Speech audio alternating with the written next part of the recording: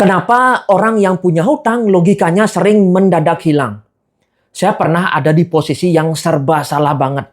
Ada teman yang datang, mukanya sedih, katanya butuh bantuan buat bayar kontrakan. Karena saya ngerasa dia ini teman baik, ya udah, saya bantu. Saya pinjemin uang. Tapi pas jatuh tempo, logikanya malah jadi kebalik. Halo teman-teman Brian's Journey. Hari ini saya mau bahas sesuatu yang sebenarnya pedas ya. Tapi saya yakin hampir semua dari kalian pernah ngalamin hal ini. Kita bakal bahas soal hutang. Saya pribadi pernah kehilangan teman baik cuman gara-gara uang yang nominalnya sebenarnya nggak seberapa. Tapi yang bikin saya kecewa bukan uangnya ya, tapi logikanya. Nah, di video ini saya mau numpahin semua unek-unek saya dan kita bedah bareng dari sisi logika ya. Kenapa sih uang punya kekuatan buat ngerusak pertemanan yang sesolid apapun? Nah, kalian pernah ngerasa nggak sih? Pas temen mau minjem duit, dia itu kayak aktor kelas dunia. Mukanya melas, ceritanya sedih banget. Dan kita sebagai teman yang punya empati pasti ngerasa nggak tega kan? Dari saat itu, logika kita sering kalah sama perasaan. Kita pinjemin bukan karena kita kaya ya, tapi karena kita menghargai hubungan yang selama ini berjalan. Tapi, kenapa pas uang itu udah pindah tangan, karakter orang itu bisa berubah 180 derajat? Saya bakalan bedah secara psikologi kenapa orang merasa berkuasa pas pegang uang orang lain. Sebelum lanjut, saya pengen tahu nih, ada nggak dari kalian yang sekarang lagi didiamin temen gara-gara nagih hutang? Coba ketik hadir di kolom komentar, biar kita tahu kalau kita nggak sendirian. Nah, ini bagian yang paling lucu sekaligus bikin emosi ya. Pas kita tagih, responnya seringkali gitu aja perhitungan. Atau lo nggak lihat kondisi gue lagi susah? Logikanya gini ya, dia minjem karena dia susah, itu bener. Tapi pas kita nagih, dia ngerasa terancam. Karena dia nggak punya uangnya. Egonya jadi terluka. Dan cara paling gampang buat nutupin rasa malu adalah dengan nyerang balik. Dia bikin seolah-olah kalianlah yang jahat karena menekan orang susah. Ini namanya gaslighting ya dalam pertemanan. Dan ini racun banget. Ini yang paling bikin darah tinggi. Bener nggak? Kalian ditagih bilangnya nggak ada uang. Tapi sejam kemudian update story lagi makan cantik di kafe atau pamer barang baru. Secara logika itu tuh penghinaan tahu.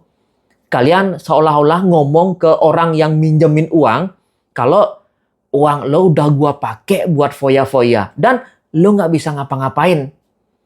Kita bakalan bahas kenapa orang yang punya hutang malah ngerasa butuh validasi sosial lebih tinggi daripada orang yang nggak punya hutang. Saya belajar satu hal ya. Kalau kalian mau tahu karakter asli teman kalian, kasih dia tanggung jawab soal uang. Uang itu netral, tapi dia kayak kaca pembesar buat sifat asli manusia. Orang yang jujur, sesulit apapun kondisinya, dia bakalan ngomong, gue belum bisa bayar, tapi gue akan usahain nyicil ya. Tapi orang yang dari awal nggak niat, dia bakalan milih buat ngilang. Di sini saya sadar, uang yang nggak balik itu sebenarnya biaya yang saya bayar buat tahu kalau dia bukan teman yang baik. Murah harganya buat tahu kualitas seseorang. Masalah hutang antara kalian dan satu teman itu nggak pernah berhenti di kalian berdua doang. Pasti bakalan merembet ke tongkrongan. Si A cerita ke si B jadi nggak percaya sama si C. Akhirnya satu circle pecah gara-gara satu orang yang nggak amanah. Saya bakalan bedah gimana satu masalah hutang bisa ngerusak ekosistem pertemanan yang udah dibangun bertahun-tahun. Kenapa satu orang toksik soal uang bisa ngebubarin grup WA yang biasanya rame? Nah, kenapa satu orang bisa ngebubarin grup WA Karena hutang itu ngerusak psychological safety, rasa aman di dalam circle. Yang pertama, pecahnya kubu. Biasanya kalau si A ngutang ke si B dan nggak bayar, si B bakalan cerita ke si C. Akhirnya muncul kubu-kubuan. Ada yang belain si A, kasihan dia lagi susah. Ada yang belain si B, tapi itu kan hak dia. Yang kedua, vibes yang canggung. Grup WA yang tadinya rame sama candaan tiba-tiba jadi sepi karena si B males balas chat kalau ada si A. Setiap ada rencana nongkrong, orang jadi nanya dulu di belakang, si A ikut nggak? Kalau dia ikut, gue nggak dah. Males ditagih, males lihat mukanya. Nah, yang ketiga, the silence killer. Satu orang nggak amanah bikin anggota lain jadi parno. Kalau si A aja bisa gitu ke si B yang udah temenan 10 tahun, jangan-jangan ke gue juga gitu. Akhirnya, rasa percaya di circle itu jadi hilang total. Saya punya prinsip baru sekarang. Jangan pernah minjemin uang kalau kalian nggak siap kehilangan uang itu sekaligus kehilangan teman itu. Logikanya, pas kalian kasih pinjam, anggap aja uang itu udah hilang. Atau kalian sedekahin. Kalau dia balikin, itu bonus. Kalau enggak, kalian nggak bakalan stres. Tapi pertanyaannya, sanggup nggak kita punya mental sekuat itu? Saya bakalan bahas gimana caranya ngatur ekspektasi biar mental kita nggak hancur pas dihianatin teman sendiri. Kadang kesalahan bukan cuma di si peminjam, tapi kita yang terlalu nggak enakan atau merasa jadi pahlawan. Kalian rela ngasih pinjam padahal kalian sendiri lagi butuh. Cuman karena kalian nggak tega. Secara logika, kalian lagi merusak diri kalian sendiri buat nyelamatin orang yang mungkin hobinya memang gali lubang tutup lubang. Kita bakalan bahas kenapa berkata tidak adalah bentuk rasa kasih sayang ke diri sendiri, bahkan ke teman kalian itu, biar dia belajar bertanggung jawab. Banyak dari kita yang mau nagih tapi malah sungkan gitu. Duh, nggak enak Entar dikira pelit. Padahal itu hak kalian. Saya bakalan kasih tips logis cara nagih yang elegan tapi tegas. Dari cara ngechat yang nggak bikin baper sampai cara ngadepin teman yang pintar banget ngeles pakai alasan keluarga. Kita bedah trik psikologinya biar dia sadar kalau dia punya kewajiban tanpa harus marah-marah nggak jelas. Tips logisnya, jangan pakai emosi. Pakai sistem. Tips yang pertama, teknik update kondisi. Chat awal di WA ya, jangan langsung nanya, mana duitnya? Itu bikin dia defensif. Contoh chat yang baik ya, bro, sorry nih gue ganggu. Gue lagi perlu alokasi dana nih buat bayar. Kalian bisa sebutin hal-hal yang mendesak. Misalnya servis motor atau bayar listrik minggu depan. Hutang lo yang kemarin udah ada hilalnya belum ya? Biar gue bisa atur budget gue. Logikanya, kalian bukan minta duit kalian balik, tapi kalian lagi ngasih tahu kalau kalian lagi butuh buat sesuatu yang logis. Tips yang kedua, teknik opsi cicilan. Kalau dia ngeles. Kalau dia bilang, duh, belum ada bro, keluarga lagi butuh nih. Kalian jangan langsung marah. Kasih solusi yang bikin dia nggak bisa ngeles. Contohnya, gue ngerti kondisi lo, tapi gue juga lagi butuh. Gimana kalau lo cicil aja? Seminggu 50.000 atau 100.000 juga nggak apa-apa. Yang penting ada progres dan lo tetap amanah sama janji lo. Logikanya, menagih nominal kecil lebih susah ditolak daripada nominal besar. Kemudian, tips yang ketiga, teknik minta jangka waktu spesifik.